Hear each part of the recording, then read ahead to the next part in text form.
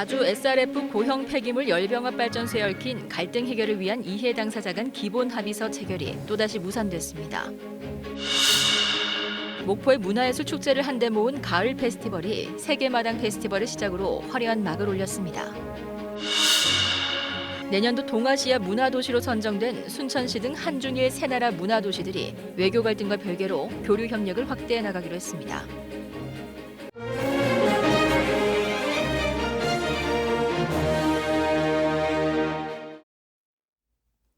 목포에서 전해드립니다. 나주 SRF 열병합 발전소 시험 가동과 환경 영향 조사를 위한 민관 거버넌스가 오늘 13차 회의에서도 최종 합의를 이루지 못했습니다. 발전소를 폐쇄할 때 발생하는 손실에 대한 보전 방안은 가닥을 잡았지만 고형 연료 사용 승인 조건을 두고 이견을 좁히지 못했습니다. 유승용 기자의 보도입니다. 20개월째 멈춰서 있는 나주 SRF 발전소의 시험 가동을 협의하는 민관 거버넌스 회의가 열렸습니다. 나주 SRF 열병합 발전 시설을 폐쇄할 경우 손실액은 5천억 원. 오늘 열린 민관 거버넌스 13차 회의에선 전남도와 나주시가 지역 난방공사의 손실 비용 일부를 보전하는 안이 포함된 기본 합의서에 서명할 예정이었습니다. 공감대를 형성하고 또 그렇게 서로 합의안을 만들려고 많은 노력을 해서 많은 성과를 이루었다고 생각을 합니다. 난방공사의 이사회까지 통과한 터라 최종 합의가 무난한 것으로 예상했지만 변수가 생겼습니다. 범시민대책위 측에서 SRF 고형연료 사용 승인을 시험 가동 기간으로 제한하는 조건을 명시하자며 합의를 거부한 겁니다. 시험 가동이 끝나고 민관 거버넌스가 무산될 경우 난방공사가 합법적으로 SRF 발전소를 계속 가동할 것을 우려한 겁니다.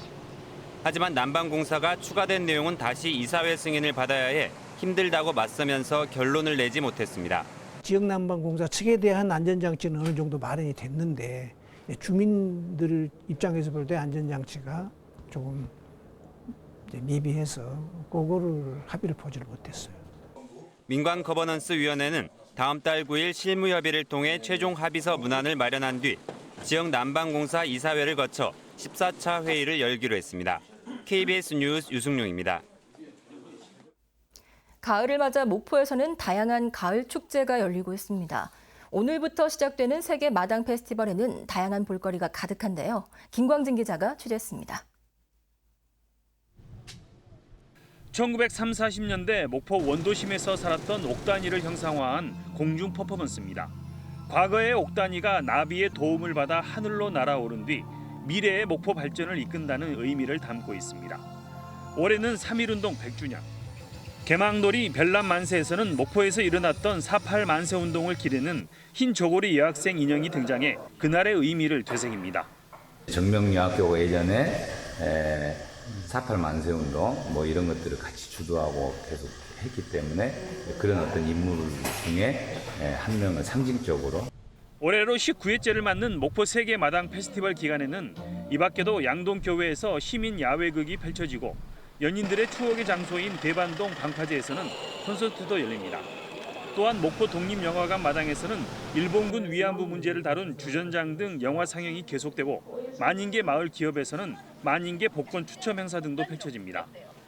별난 만세라고 하는 그런 이벤트를 해서 시민들과 함께 태극기를 들고 나오고 또 이렇게 뒤에 있는 퍼포먼스를 공중 퍼포먼스를 해서 시민들에게 기쁨을 주고.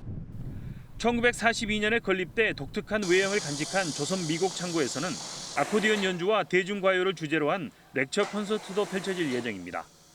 해상 케이블카 개통을 앞두고 마세도시 목포가 다채로운 가을 축제와 행사로 수놓아지고 있습니다. KBS 뉴스 김광진입니다. 목포 해상 케이블카의 개통이 임박한 가운데 정상 영업은 개통식 다음 날인 7일부터 이뤄집니다. 목포시는 개통식 당일인 오는 9월 6일은 기념식에 참석한 시민들을 대상으로 시승식을 한 뒤 다음 날인 7일 오전 9시부터 정상 운행이 시작된다며 관광객들이 유의해 줄 것을 당부했습니다. 운행 시간은 3월부터 10월까지는 오전 9시부터 밤 10시까지, 11월부터 2월까지는 오전 9시부터 밤 9시까지이며 금요일과 토요일은 야간 운영 시간을 1시간 늘려 운행될 예정입니다. 강제징용 판결과 경제보복 조치 등으로 한일 간의 긴장된 분위기 속에 누구보다 노심초사 지켜보고 있는 곳이 순천시가 아닐까 합니다. 내년도 동아시아 문화도시로 선정돼 많은 교류를 해야 하기 때문인데요. 어제부터 열린 한일 문화장관 연석회의에서 외교 갈등과는 별개로 우호 협력을 이어가기로 합의했습니다. 윤영혁 기자의 보도입니다. 한일 양국 간의 긴장이 계속되는 가운데 열린 한중일 3개국 동아시아 문화도시 선포식. 3개 도시 시장들은 문화 교류를 통해 상호 협력과 평화 우호를 증진하자며 손을 맞잡았습니다. 北九州市は東アジア文化都市の開催を契機に文化芸術によるまちづくりを推進し、東アジア域内の相互理解の推進と平和的発展に貢献してまいります。 한국을 대표해 내년도 문화도시로 공식 선정된 순천시는 역대 동아시아 문화도시가 협의체를 만들어 순천에서 모이자고 제안했습니다. 협의체를 만들어서 저희 순천에서 한번 모였으면 하는 제안을 합니다. 21개 도시가 모여서 한국과 중국, 일본의 문화를 서로 교류한다면 더욱더 풍성한 행사가 될 수 있을 것이라고 생각합니다.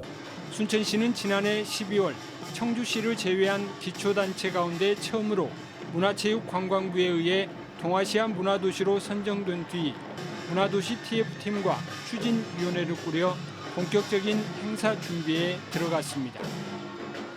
시 승격 70주년 기념식에선 전 국민을 대상으로 공모한 순천만 동아시아를 품다를 공식 슬로건으로 선포했습니다.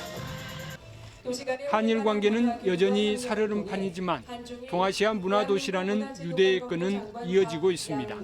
KBS 뉴스 윤형혁입니다. 전남 학교 비정규직 연대회의가 교육감이 직접 임금 교섭에 나설 것을 촉구했습니다. 학교 비정규직 연대는 정규직과 임금 차별 해소를 위해 최저임금 이상의 임금 인상을 요구했지만 전남교육청이 각종 수당을 기본급에 통폐합해 직종과 지역 간 기본급을 차등 인상하겠다는 최종안을 내놓고 있다며 이같이 주장했습니다. 이들은 또 사용자 측의 불성실한 교섭이 계속될 경우 또다시 총파업에 돌입할 수밖에 없다고 밝혔습니다. 36명의 사상자를 낸 광주클럽 붕괴 사고를 계기로 광주 서구의회가 일반 음식점 춤 허용 조례를 폐지하기로 했습니다. 광주 서구의회는 오늘 임시회를 열고 지난 12일에 출범한 클럽 붕괴 사고 특별위원회가 작성한 조사 결과 보고서를 채택하고 이같이 결정했습니다. 특위는 서구의회 조례에서만 유일하게 춤 허용 일반 음식점 영업 면적을 제한하면서도 면적 제한 예외 부칙을 둬 붕괴 사고가 난 클럽을 포함해 혜택을 받은 곳이 기존 영업장 2곳에 불과한 것은 실효성이 없다고 결론 내렸습니다. 네트워크 소식 오늘은 대구에서 전해드립니다. 대구 지역 전문대학들이 일부 인기 학과들 외에도 비교적 덜 알려져 있지만 취업에는 강한 학과들이 많이 있습니다. 전남 지역의 대학교도 특성화된 학과를 전략적으로 육성해야 할 것으로 보입니다. 권기준 기자가 취재했습니다. 대구과학대 측지정보과는 올해 공무원 채용시험에서 17명의 합격생을 배출했습니다. 올해 대구시 지적직 공무원 전체 합격자 21명 가운데 10명이 이 학과 출신입니다. 또 다른 2명은 공사에 합격해 한 해 특정 대학의 한 과에서 가장 많은 공무원과 공사 합격생을 배출하는 기록을 세웠습니다. 많은 전공 지식이나 자격증을 취득할 수 있게 도와주시기 때문에 누구나 공무원이 될 수 있다고 생각을 하기 때문에 오셔서 노력만 하신다면 자신의 최상의 결과를 이끌어내지 않을까 생각합니다.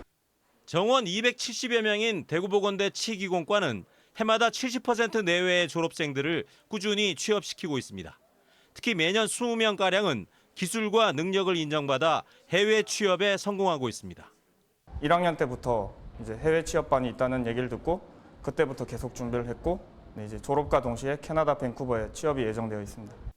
개설된 지 3년째인 영진전문대 실내건축 시공관리반도 90% 이상의 높은 취업률을 자랑합니다. 인테리어 분야에서 전국 유일의 프로그램을 운영하는 특성화 교육을 하기 때문에 국내 유수의 건축 디자인 회사들이 입도 선매로 학생들을 데려갑니다.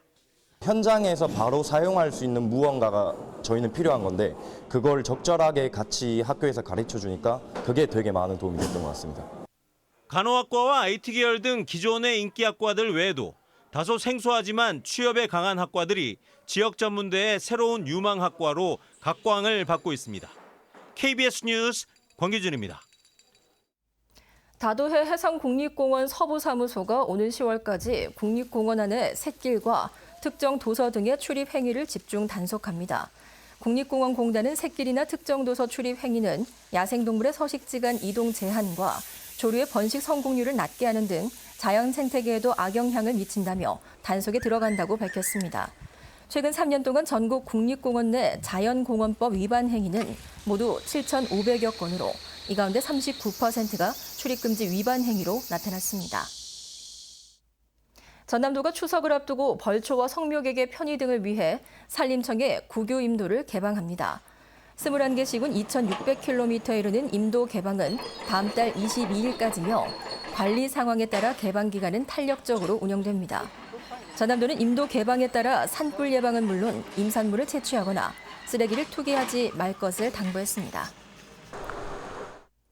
신안과 영광해역 등대시설의 안전도가 비교적 양호한 것으로 나타났습니다. 목포지방해양수산청이 설치된 지 60년이 지난 등대시설 13곳에 안전진단 용역을 실시한 결과 8곳의 등대는 양호 등급으로 5곳은 보통 등급으로 나타났습니다. 목포해수청은 용역을 바탕으로 오는 2020년 보수 예산을 확보해 시설물 보강을 할 계획입니다. 목포시가 환경미화원들의 열악한 근무 환경 개선을 위해 한국형 청소 차량을 배치했습니다. 한국형 청소차는 환경부가 환경미화원 안전사고의 감소를 위해 개발된 모델로 작업자의 허리와 무릎 부상을 예방할 수 있고 추락사고를 줄일 수 있을 것으로 기대를 모으고 있습니다. 목포시는 점진적으로 한국형 청소차 교체를 확대할 예정입니다. 지금까지 목포였습니다.